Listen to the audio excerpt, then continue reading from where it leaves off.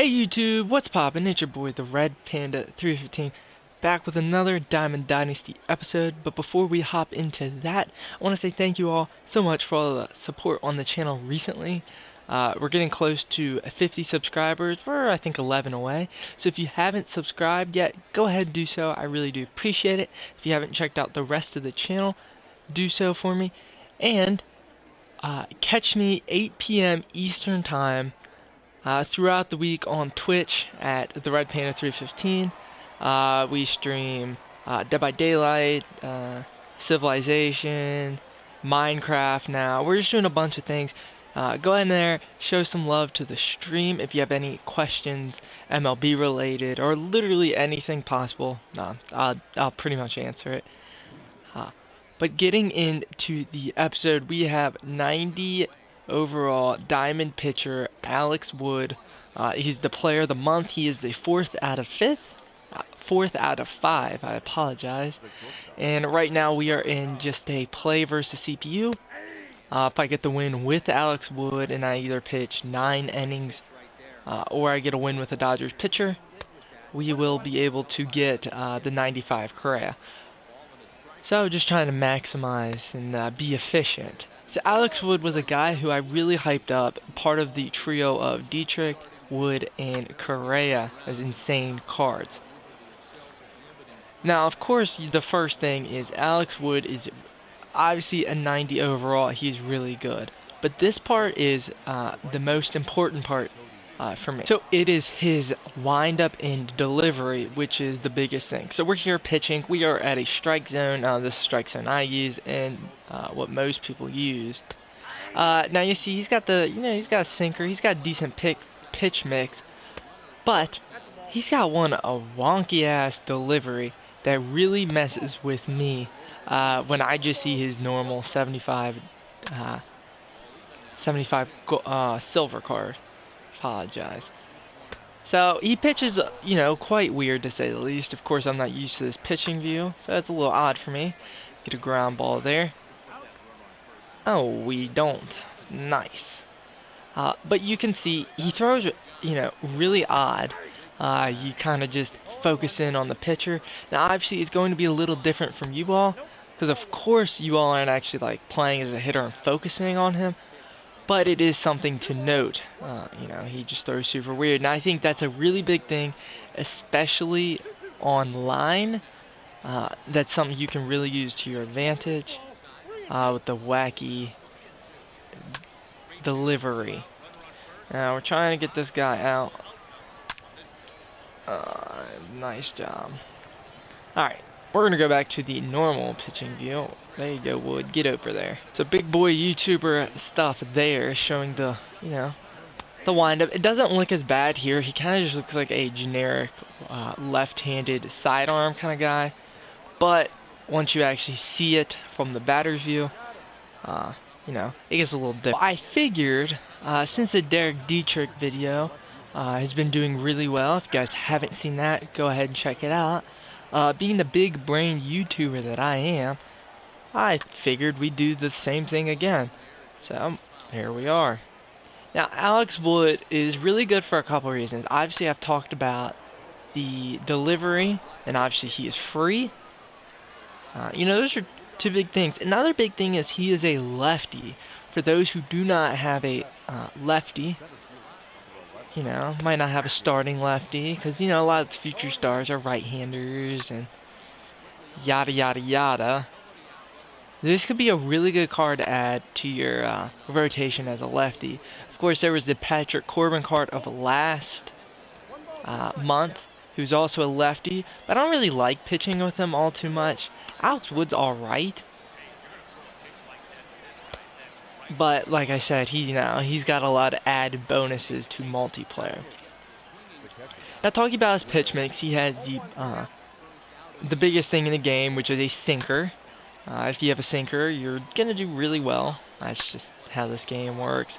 Of course, they hit one up the middle, and fielding is quite questionable. You'd love to see the lag there.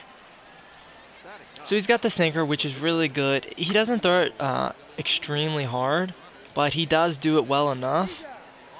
His changeup by far is his best off-speed pitch. It's basically his best, you know, it's the second best pitch. I really like using it. I like using it a lot away against righties, down and away. You see I'm trying to target that corner there. I also like to use sinkers there, which is not bad.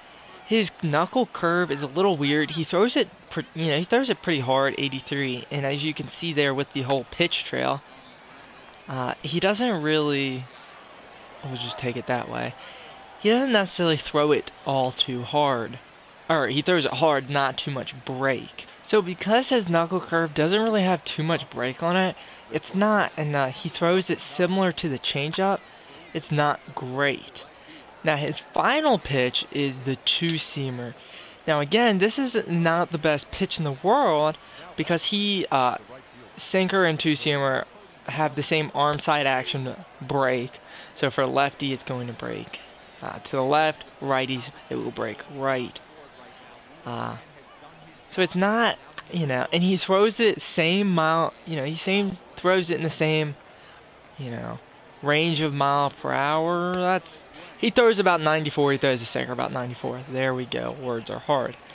Now what you can do with the two-seamer is you can run it in on lefties like I'm doing now, and away versus righties. So you want to target this side of the plate with it. Oh, I did not mean to click quickly. But it still works. You see that? That's perfect. That's exactly what we wanted to do. So the main difference with the two-seamer and the sinker is you want to use your sinker low in the zone, anywhere from here pretty much. Kind of drawing like a box. Two-seamer, you want to use it out here.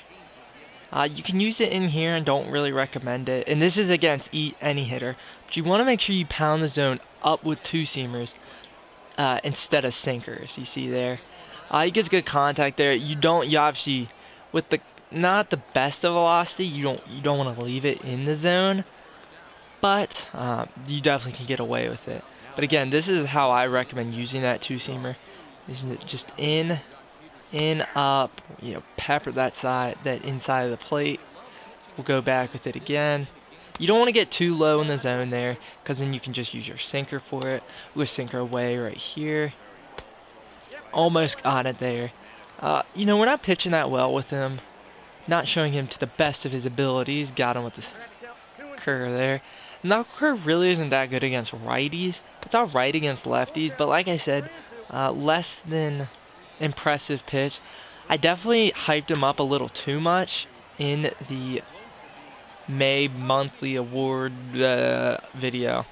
Definitely hyped him up a little too much, but he's still really solid, and like I said, I think he's going to play a lot better against game. He's going to play a lot better against a real player, because the CPU doesn't really care about your windup. It doesn't bother them. It sees right through it pretty much, whereas a player, you're going to get frustrated, you're not going to be able to see, understand it, time it up. So he's going to be way better against players than he is CPU, like no doubt in my mind. Now looking at his stats, his ratings, 84 stamina, really good. 80 hits per 9, he's got 100 K per 9, which is really useful. 75 walks per 9 with 76 control, so he's not going to be walking batters. You're going to be able to control with him very well. And then 80 home runs per 9, he shouldn't be giving up dingers.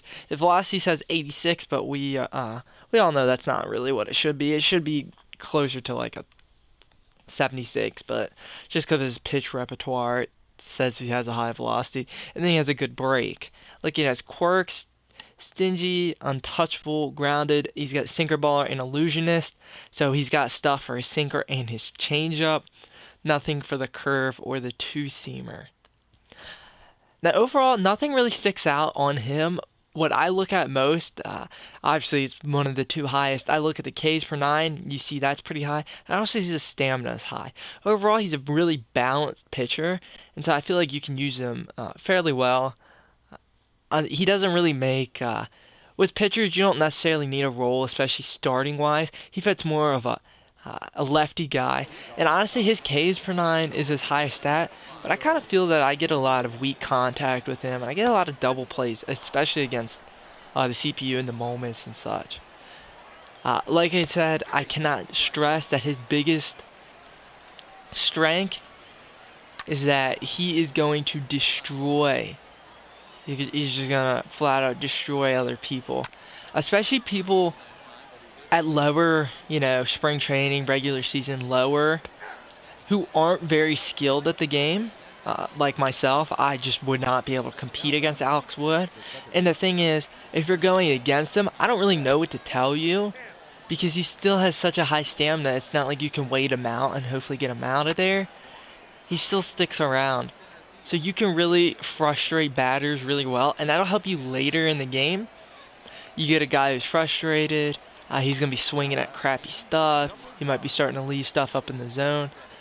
So he's a lot better than his ratings suggest. Can't stress that enough. His just pitching with him, his windup isn't like too hard to get down. He gets a K there. Like I said, sinker, changeup, really the way to go. Now I feel like I've hit home on pretty much all of the points I wanted to go over. And I want to ask, to those who already have him and have used him, am I overhyping him, or am I just right? Personally, like I said, I think he's going to be really good. Southpaw, and then against players. Anywho though, that's going to wrap up the video, like I pretty much just said. What would I be if I wasn't a YouTuber / streamer and shouting out both the YouTube and the stream? I really do appreciate all of the support that you all have been giving me. And I ask that a lot of you all are not subscribed, and I ask that you consider subscribing around here if you like what you see. Pretty much, I don't know what else to say, so we'll just try to strike out Cody Bellinger right here. Right here. Alright, see ya.